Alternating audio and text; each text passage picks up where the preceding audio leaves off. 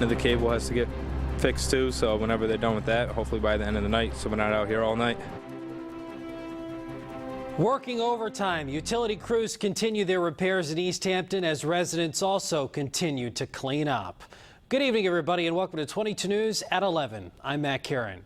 Easthampton is still recovering tonight from a devastating microburst. 22 News reporter Tamarissa Karzik experienced the massive cleanup. She joins us live with a look at the city's progress.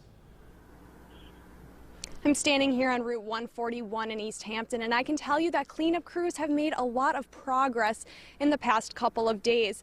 But they'll have another late night tonight. We actually just saw them move further up Mountain Road, clearing trees and making sure utilities are working again.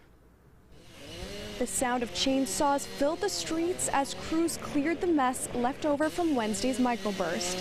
Police officers steered drivers in a different direction, while utility workers rewired cables for Easthampton residents. We're working on splicing some fiber for networks to get back up, and then the other end of the cable has to get fixed too, so whenever they're done with that, hopefully by the end of the night, so we're not out here all night. Cleanup crews worked overtime hauling heavy trees into trucks, working cautiously every step of the way.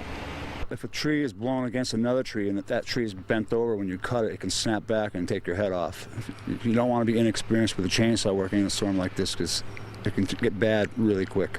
Right here on Hendrick Street, one yard did have 7 large pine trees before the microburst came and ripped them out of the ground.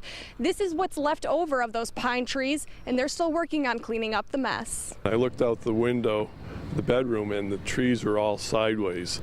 And I said, well, this isn't good. And I was about ready to wake up my wife and get down to the cellar, and everything stopped. So it was probably over, a minute or so.